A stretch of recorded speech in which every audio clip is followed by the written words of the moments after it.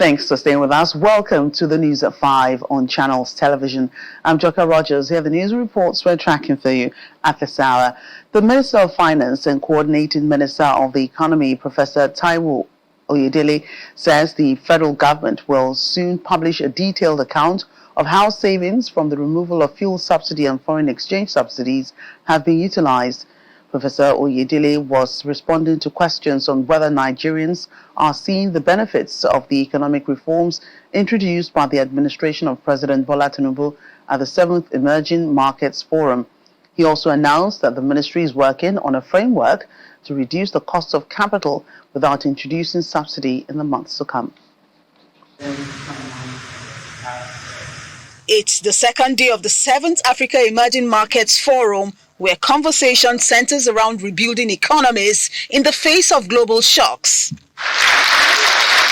The day commences with presentations on how cities can help change the economic trajectories of emerging countries.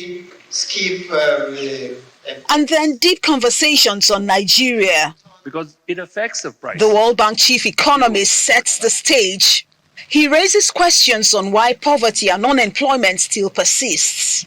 Tell us what your plans are to translate the still monetary stability that Nigeria has achieved over the last 3 years into convert this stability into a broadly based growth that will help Nigeria's poor, its farmers, and its youth, but not through fiscal transfers, but through agricultural growth and job creation. The Minister of Finance responds. The reform itself was a reset. We were living in fiscal illusions. So we needed to stop deceiving ourselves so the country can move forward. And that reset meant that income levels in real terms will fall. And that would increase poverty. But the good news is that the numbers for 2025 in dollar terms, real per capita income growth was nearly 10%. That makes Nigeria one of the fastest countries in lifting people out of poverty. We intend to sustain that. He goes further to explain plans for the days ahead. We have to mobilize revenue. Revenue optimization is a priority. We actually think that if Nigeria were to be generating the right amount of revenue, even interest rates would be lower. Naira will be stronger and steady. The conversation then moves into a plenary session with focus on food and price volatility, a major concern in emerging economies.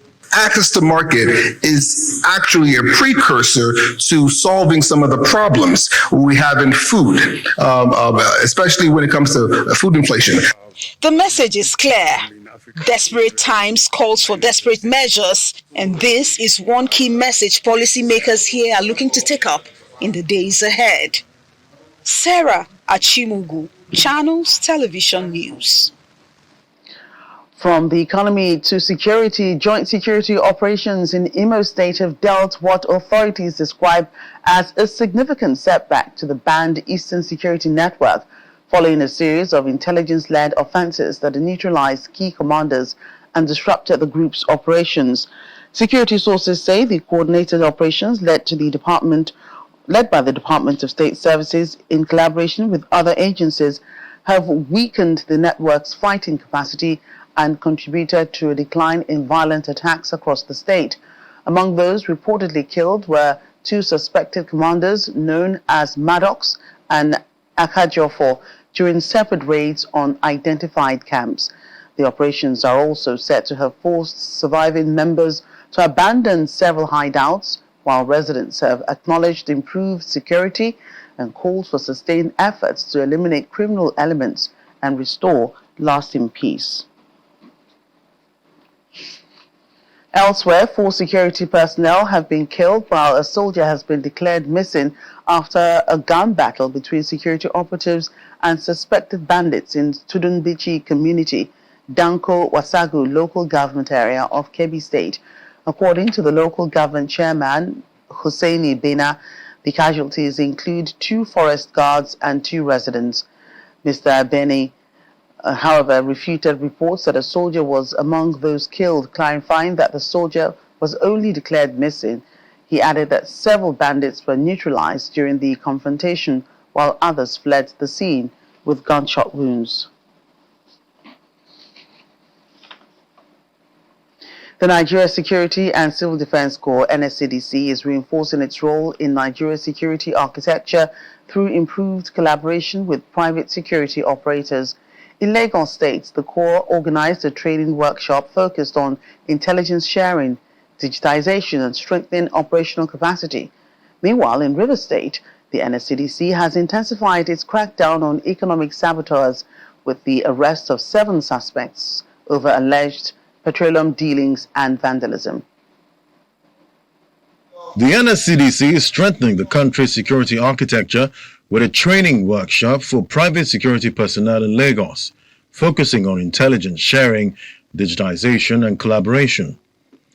The Lagos Commandant, Adedotun Keshinro, said the training will boost private security operators' capacity and support national security efforts. Whoever, any company operating, there are processes of getting private security operations registered in Nigeria, and for us to be able to enforce irregularities in the sector. So if there is anybody who is operating illegally, either on the coastal road or outside the coastal road, if we get to know and it is verified that it is not a registered security it's not a fully registered security company, enforcement of these categories of operators usually take place. So we're going to continue this enforcement. Experts urge stronger partnerships and technology use to tackle emerging security challenges.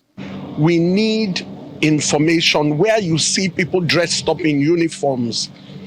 Once you give us the information, we pass it on to the regulators and they do the enforcement. From Lagos to Rivers State, where the NSCDC command has arrested 7 suspects over alleged illegal petroleum dealing and vandalism.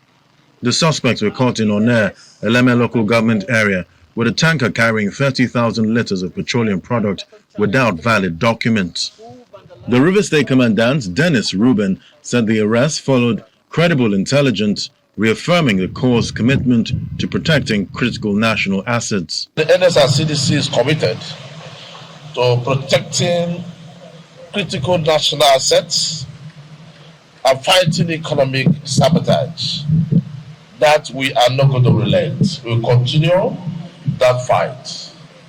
And part of that fight led also the arrest of the tank you have seen outside. I'm going to show you, and these suspects that are here. So we found about 30,000 liters of suspected PMS were recovered in the Mack trucks. That Mack truck is there at Onne without presenting any valid document by the time we interrogate them. As the fight against economic sabotage continues, the NSCDC says it will continue to secure infrastructure essential to Nigeria's growth and stability. Also, another fight. Nigeria's campaign against the production and sale of alcoholic drinks in sachets and small PET bottles is entering a stricter enforcement phase, with regulators warning that factories violating the ban risk being sealed. The Director General of the National Agency for Food and Drug Administration and Control, Professor Muji Adeyeye, said the campaign to ban production started about 6 years ago, and the agency insists that no manufacturer is above the law. She was a guest on Channels Television's Sunrise Daily. We have laws and we have sanctions for violations. Right now we have sealed the 3 companies, the total sealing of the companies. We have options. We can blacklist these companies, meaning they will not produce, for us to regulate, for us to approve. Or we can use copper, or poker rather, I said copper, poker, proceeds of crime. We can seal and, completely seal and sell off their properties. It is the government money, the money is going to the government coffers, but there are laws that guide violations. There are laws and repercussions. We are in that process now. We want to know how many are still doing this flagrant abuse of federal government's power or regulation. It's an abuse on the whole country. That federal government bans something and you flagrantly continue to produce. There is nobody that is above the law in this country. So there are consequences. We are considering those.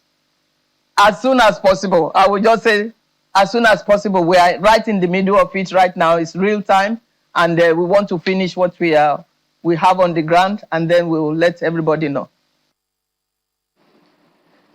The Lagos State Governor, Babajide Sanwo-Olu, has presented land allocation letters to 98 villages within Itomu and other communities in Sango-Tedo and Ibeju-Lekki areas of the state.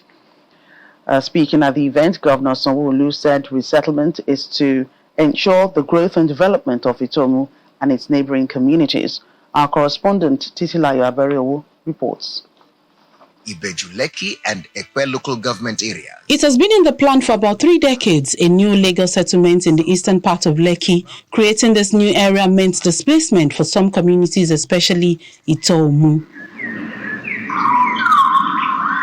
But their sacrifice is not unnoticed as Governor Babajide Sanwo-Olu, top government officials, as well as community leaders of Itomu converge on Sango-Tedo area of Etiosa for the presentation of land allocation letters to 98 villages affected by this initiative. This act demonstrates our resolve to ensure that indigenous communities remain important stakeholders and direct beneficiaries of the state government's transformational projects. With these allocation letters, government is saying to you, this land is recognized. Your ownership is protected by law. In April 2020, the New Towns Development Authority identified 16,300 hectares in Itomu as a viable area that can be developed into a satellite settlement to take care of housing needs within Lekki sub-region. This act reaffirmed the Lagos State government unwavering commitment to continue creating a well-planned, sustainable and people-centered new towns. The Lagos State Lands Bureau and Office of State Surveyor General are confident that the gesture will translate into a lasting cordial relationship between government and the people of Itomu.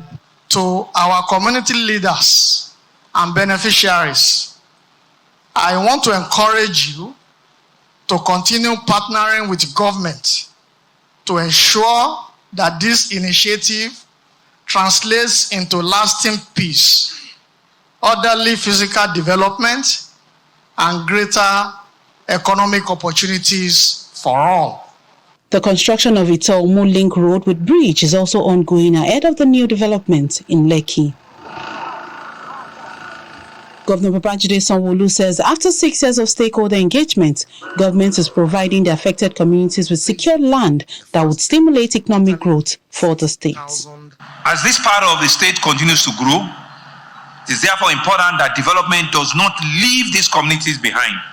Rather, they must be carried along as partners in the transformation and making the place an all-round new development. 98 benefiting communities of Itomu received their land allocation letters from Governor Sanwo-Olu, marking the formal transfer of ownership of their new land. Titilayo Aberiowo, Channels Television News. When we come back on the news at 5, the Akwa Ibom State Governor signs 14 executive bills into law to improve governance. That's in a moment. Please stay with us. We're in Akwa Ibom State now, where Governor Umoeno has signed 14 executive bills into law, describing the legislation as a major step towards strengthening governance, deepening institutional reforms, and expanding the gains of the Arise agenda. The new laws establish and strengthen key government institutions across critical sectors, including healthcare, tourism, land administration, public procurement, internal revenue, and emergency medical services. In furtherance of the work to uplift our people, enhance better service delivery in line with our Rise agenda, and provide enduring institutional reforms, I am signing into law 14 executive bills that were recently approved by the State House of Assembly. These bills, 14 in all, spanning all critical sectors, will help expand the gains of our rice agenda, provide the legal backings for us to fill the gaps where such had existed with concrete actions, and ultimately deepen our growth and development so we may spread more dividend of democracy across all sectors of our society. Some laws have been old and outdated, and that's why we needed to update them. We're sending a few more bills, one of which is the environmental sanitation bill, because we have observed that our people do not take the environment sanitation very seriously, and we need to put a bill that will make us take responsibility for environment. Staying with governance issues, this time we head to Plateau State, where Governor Caleb Mutfwang has unveiled an ambitious plan to modernize the state's transport system with smart technology designed to improve public safety, enhance commuter services, and support the fight against crime. The initiative includes the deployment of smart tricycles fitted with surveillance cameras and communication devices, as the governor charges transport operators to take more active role in combating kidnapping, human trafficking, and other criminal activities. Our correspondent Percy Debang reports. Leaders of transport unions across Plateau State gather at the government house for a strategic engagement with Governor Caleb Mutfwang.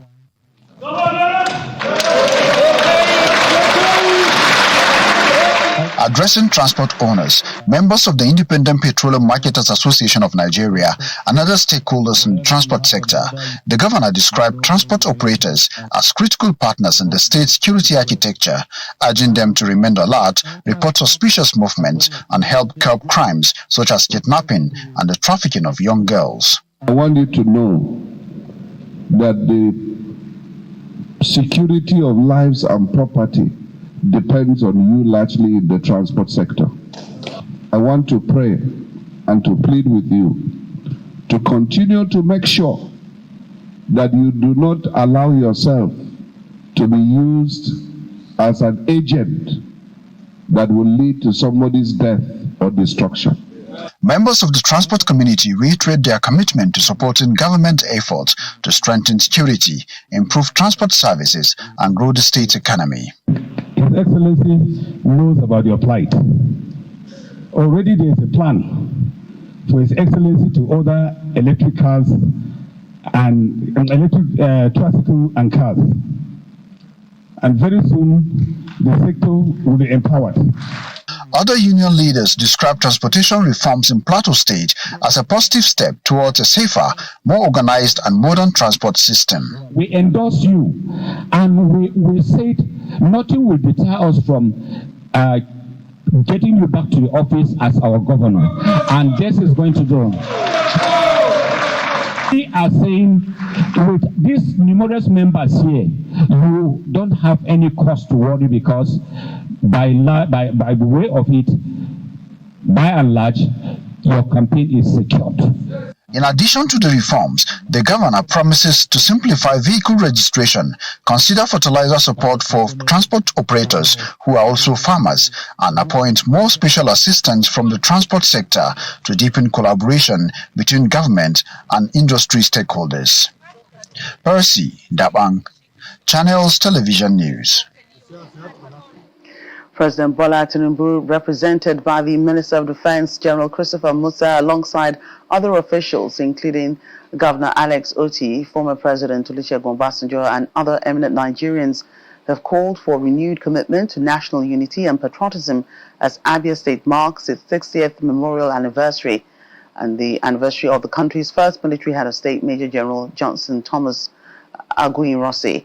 The leaders made the call in Umuahia, Abia State, during a memorial ceremony to commemorate the late military leader who was assassinated on July 29, 1966, urging Nigerians to reflect on the lessons of history and work collectively towards building a more peaceful, united, and prosperous nation.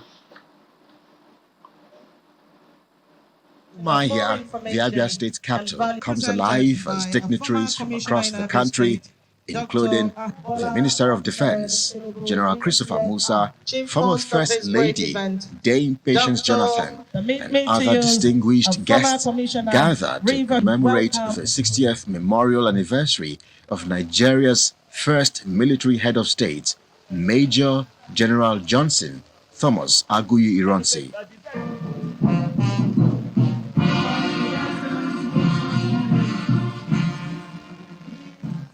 The ceremony commences with the laying of wreath, followed by an inspection of the Aguiyi-Ironsi International Conference Center by the Minister of Defense. Addressing the gathering, General Musa describes Aguiyi-Ironsi as a courageous patriot whose leadership and ultimate sacrifice remains an enduring symbol of Nigeria's quest for unity and national cohesion. General Aguiyi-Ironsi distinguished himself as an outstanding professional soldier whose military career was marked by discipline, courage, loyalty, and unwavering commitment to duty. Abia State Governor Dr. Alex Oti reflects on Aguiyi-Ironsi's brief tenure, noting that he became head of state at just 42 years old. He's also urging Nigerians to evaluate historical events with fairness and within the realities of the era in which they occurred. Personally, I believe that we are better off as a country, connected, bringing resources from left, right, and center than divided. In his remarks, former President Olusegun Obasanjo calls on Nigerians to draw valuable lessons from the nation's history, stressing that unity, understanding, and patriotism remain essential for national progress. Anniversary like that should strengthen Nigerian unity, Nigerian shared prosperity. The event brought together serving and former public office holders, traditional rulers, military officers, members of the diplomatic community, and the Aguiyi-Ironsi family, all paying tribute to a leader whose legacy continues to shape conversations about Nigeria's history and unity.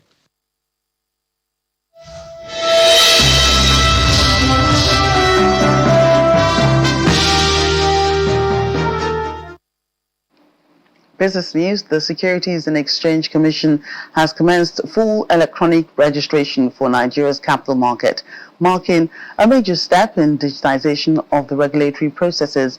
The new e-registration platform enables capital market operators and applicants to submit registration applications, upload required documents, track application status, and communicate with the Commission entirely online, eliminating the need for physical submissions. According to the SEC, the initiative is designed to improve efficiency, reduce processing time, enhance transparency, and make it easier for operators to access regulatory services.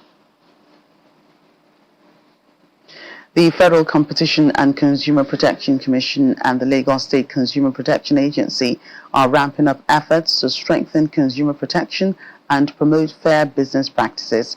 The regulators are engaging businesses and industry stakeholders to improve compliance with existing regulations, warning that violations could lead to enforcement of actions. The Federal Competition and Consumer Protection Commission, FCCPC, is meeting with the Lagos State Consumer Protection Agency, LASCOPA, as well as businesses and industry players in the state. And the essence is to strengthen compliance with consumer protection regulations. The meeting is also focusing on price tagging, minimum product labeling requirements, with regulators warning that non-compliant businesses risk enforcement actions. The General Manager of LASCOPA, Mr. Folabi Sholebo, emphasizes the need for transparent pricing, accurate product labeling, and fair return policies. Regulatory agencies have escalated enforcement against unfair trade practices. Businesses have been sanctioned for displaying goods without price tags, for selling expired products, for misleading consumers with deficient labeling, and for refusing legitimate requests for return and refunds. These are not isolated lapses. They are systemic gaps that erode consumer confidence, distort fair competition, and weaken the integrity of our markets. Representing the FCCPC Executive Vice Chairman is the Commission's Southwest Zonal Coordinator, Dr. Lubumi Dokasoti, who reiterates the right of consumers to clear pricing. When consumers have confidence in the marketplace, they are more willing to spend. Businesses attract loyal customers and fair competition thrives. That is why today's engagement is so important. We are here to discuss 3 issues that affect consumers and business every single day: price tagging, minimum labeling requirements, and return and refund obligations.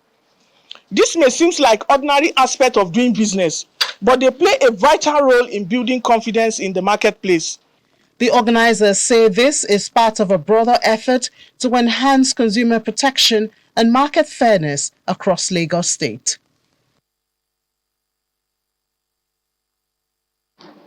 And that's it on the news at 5. Thank you for watching. I'm Joker Rogers.